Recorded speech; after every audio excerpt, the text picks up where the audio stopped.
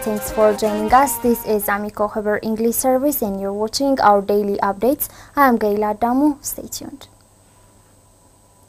Director General of Somalia Civil Aviation Authority, Ahmed Moulin Hassan, stressed that strong cooperation in civil aviation sector will enable Ethiopia and Somalia strengthen their economic integration and people-to-people ties. Fukradi Zaudu has the details. Somalia's Transport and Civil Aviation Minister Fardosa Osman Egal and her delegation recently paid official working visit to Ethiopia. As part of the visit, Ethiopia and Somalia signed an agreement to work on the development of the aviation sector in partnership. In an exclusive interview with Ethiopian news agency, Somalia Civil Aviation Authority Director General Ahmed Moulin said Ethiopia and Somalia are keen to enhance their economic cooperation and people-to-people ties, specifically in civil aviation sector. He also pointed out that the recently signed agreement will help to expedite economic integration and people-to-people ties between the two nations. According to him, the agreement is essential for the operation of Ethiopian Airlines in giving unlimited access flights to Somalia. If the restriction of movement of people and goods are lifted, the economic cooperation of Ethiopia and Somalia will be boosted. The Director General pointed out that the agreement would enable the two countries strengthen their economic cooperation by ensuring the free movement of people, goods and service between the two countries. The agreement comes in the context of the direction of implementing Agenda 2063 of Africa. So previously we had a bilateral air service agreement between the two states that was stating that Ethiopian Airlines can fly to Somalia twice a week. So it was limiting the frequency that Ethiopian Airlines can fly to Somalia. With this one, that restriction has been completely lifted and Ethiopian Airlines can fly to Somalia with unlimited frequency. So that will facilitate the economy of the two states, free movement of people, services and goods, because the cargo is also there. It's not only the passengers. It was learned that the agreement also consists of technical cooperation between the two civil aviation authorities to exchange experience, share knowledge and training in the field of aviation. According to Ahmed Moulin, Ethiopian Airlines can assist the people of the two sisterly countries to integrate and move across the borders. The Director General of the Ethiopian Civil Aviation Authority, Getachew Mengiste, on his part said that the new agreement is the renewal of the previous deal that was signed about 34 years ago. He added that the agreement aims at working together in the field of aviation with the view to enhancing Somalia's aviation capacity. The new agreement is expected to enhance the trade, tourism and investment cooperation between the two countries. It is to be noted that the leaders of Ethiopia and Somalia had agreed to further strengthen cooperation on bilateral and regional issues during Somalia's President Hassan Sheikh Mohammed visit to Addis Ababa last September. During the occasion, the leaders of the two countries had also reaffirmed their commitment to further strengthen the relationship between the nations. Ethiopian ambassador to Sudan, Yibelt Al-Amro, said that the long-standing relationship and universal cooperation between Ethiopia and Sudan have continued growing in a reinforced manner. Brahan Workana has the details. Ethiopia and Sudan are friendly countries in the Horn of Africa with long-standing economic, political, social and cultural relations on top of the existing people-to-people ties. The two countries also have strong ties in the field of trade, investment and among other spheres. Ethiopian ambassador to Sudan, Yibelt Al-Amro, told INA that the existing long-standing relations between the two countries have continued in a strengthened manner. He stated that the relationship between the two countries is based on mutual benefit and interest. The ambassador also said activities are being carried out to foster the trade and development ties and solidarity between the peoples. The ambassador added that recall after Prime Minister Abiy Ahmed and President of the Transitional Sovereignty Council of the Republic of Sudan, General Abdel Fattah al-Burhan, met and held discussions on bilateral issues. The relationship between the two countries is getting stronger. Therefore, he elaborated that the economic, social and diplomatic relations between the two countries are reinforced. The ambassador added efforts are also being carried out to consolidate the comprehensive cooperation between the two countries. He further noted Sudan supports the peace agreement signed in Pretoria, South Africa, recognizing that the peace agreement is also vital to the peace of the entire region. Ethio Telecom disclosed that it has transacted a total of 166.1 billion birr in the economy over the past 6 months of the current Ethiopian fiscal year through its digital financial service Telebirr. Ababa Brahani reports. Ethio Telecom Chief Executive Officer Frehot Tamru briefed the media about the 6 months performance of her company. She said Telebirr, which was launched to satisfy the need for digital financial services and ensure financial inclusion, has acquired more than 27.2 million customers. She said that the platform has also transacted a total of 166.1 billion birr in the economy in 6 months, generating an income of 82.5 million birr. The Chief Executive Officer stated that Ethio Telecom has generated more than 33.8 billion birr revenue during the current Ethiopian fiscal year, which covers from July 1, 2022 to 31st December 2022. The revenue shows a 5.6 billion birr increment compared to same period last year. She added the company has also earned 8.1 billion birr net profit during the 6 months of the fiscal year. According to her, mobile voice accounts for 47.4% of the total revenue, while data and internet contribute 28%. International business shares 8.4%. Value-added service accounts for 6.5%. Infrastructure shares 2.2%, and the remaining 7.5% comes from other sources.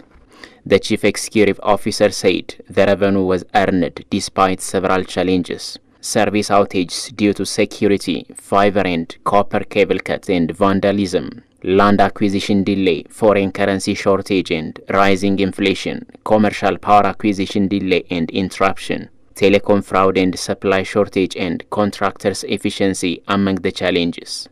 She said this budget year is the first year of lead strategy and within the 6 months period.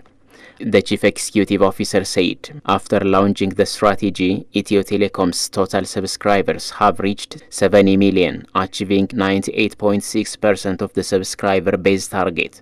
Adding that it has shown an increment of 15.1%, which means an addition of 9.2 million customers from the previous budget year similar period.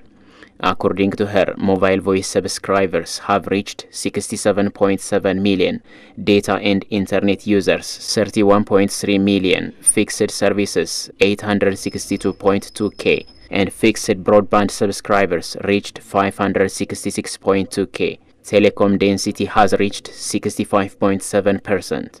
During the period, $64.8 million USD foreign currency was generated from international business and scored 90% of the target.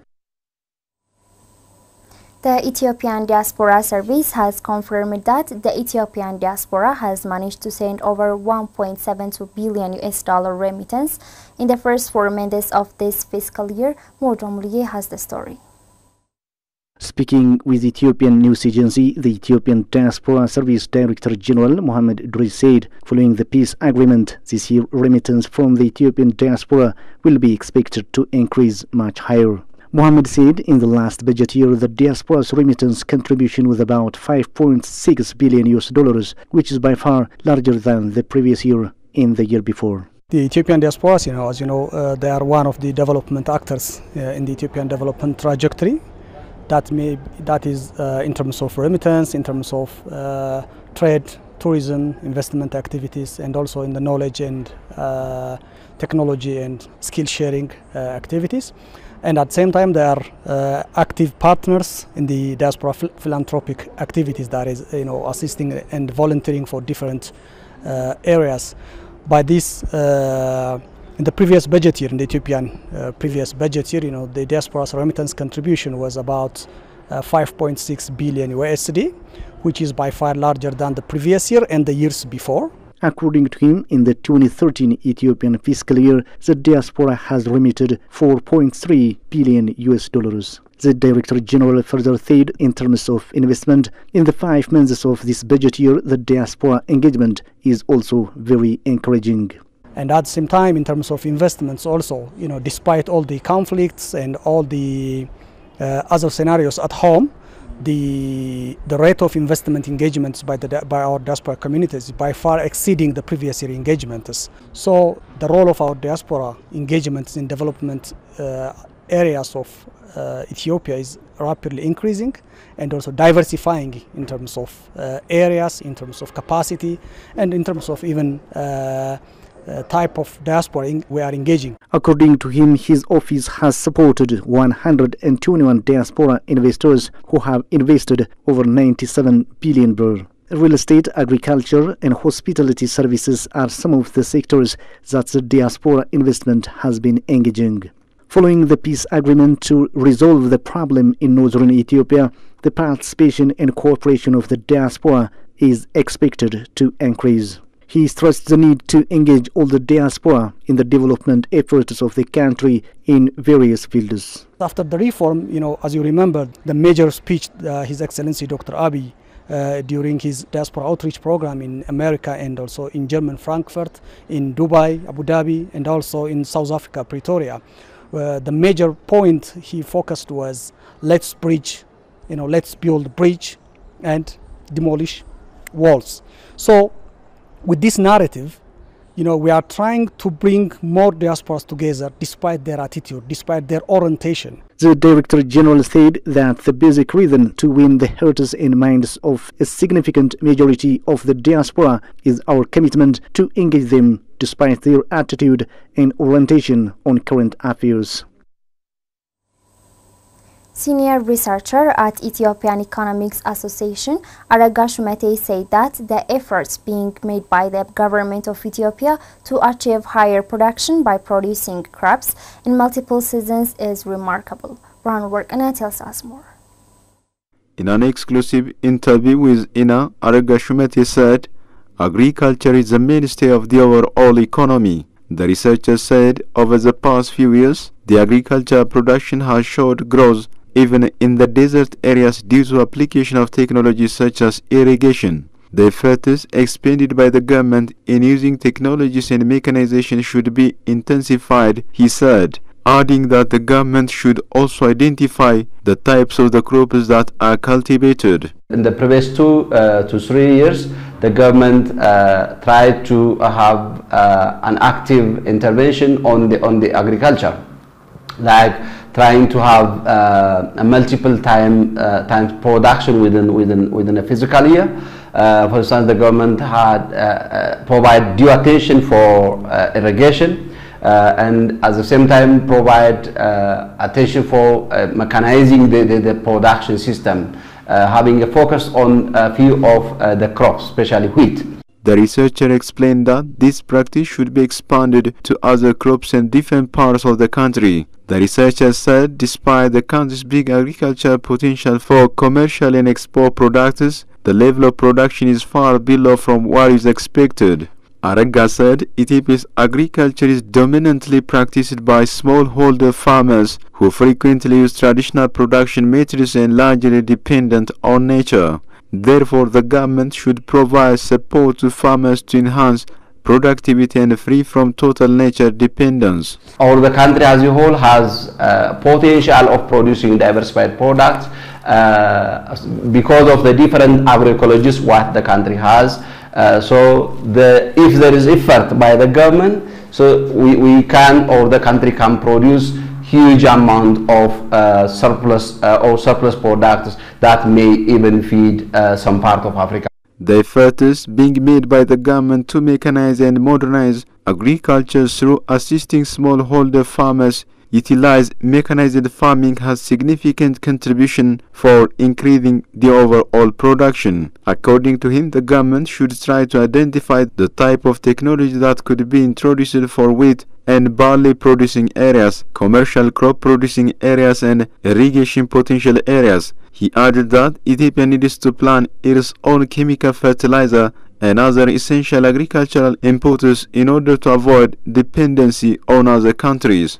Ethiopia can learn experience from the Asian tigers especially the Chinese and Korean experience registering high productivity from smallholder farmers in fragmented and small plots of land, the senior researcher pointed out.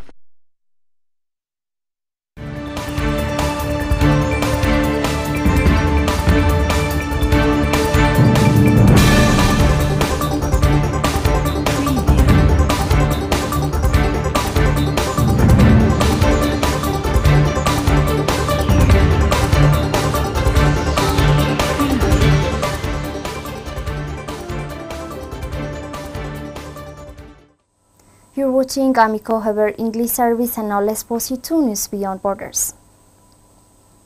Chinese Foreign Minister Qin Gang said on Thursday that China is ready to work with Gabon to implement the important consensus achieved by the two heads of state, consolidate strategic mutual trust, expand practical cooperation, and promote the China-Gabon comprehensive partnership to a higher level.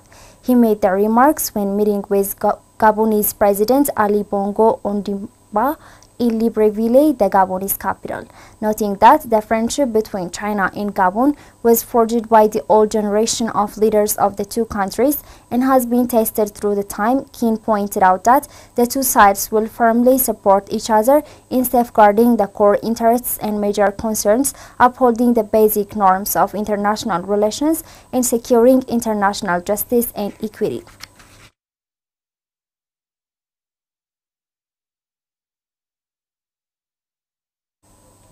The energy regulator of South Africa has allowed the beleaguered power utility Eskom to raise its tariff by nearly 19%.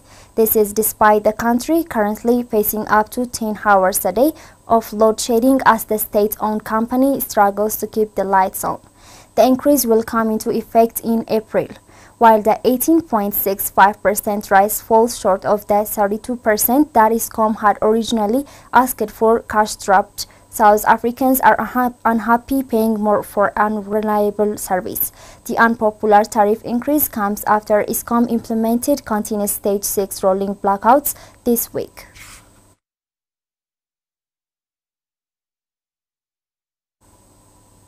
Turkish Foreign Minister Mevlut Cavusoglu says Turkey and South Africa's shared vision of global issues plays an important role in the advancement of the two countries' relations. Abeba Burhani presents the story. The Turkish foreign minister has said the future of cooperation between Turkey and South Africa is bright, owing to their historical, cultural and shared values and global vision. Mevlut Cavusoglu wrote in an opinion piece Tuesday for South Africa's IOL news site that they will continue to be in unity and solidarity with South Africa to generate peace, stability and prosperity in their regions and beyond. Cavusoglu is currently on a 5-nation Africa tour, which began on Sunday with his first stop in South Africa, where he visited Nurul Hamidiyye Mosque in Cape Town, named after Sultan Abdul Hamid II. The mosque was renovated by the Turkish Cooperation and Coordination Agency. He also visited the Tana Baru Cemetery, where the tomb of Ottoman Muslim scholar Abu Bakr Effendi is located. Cavusoglu also officially inaugurated the Turkish Consulate General in Cape Town. On Monday, he visited the grave of the last Ottoman Consul General Mehmet Remzi Bey at Braamfontein Cemetery in Johannesburg. This is AMECO Haber English service, and now let's take a look at the foreign exchange rate.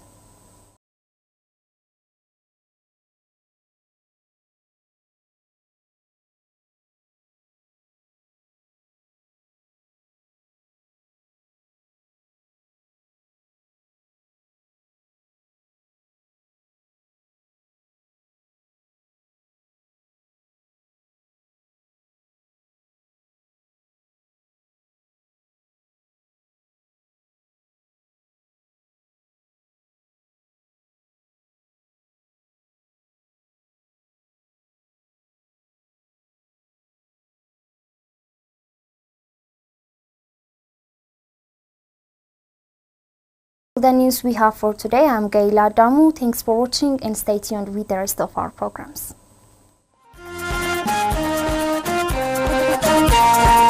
Thank you.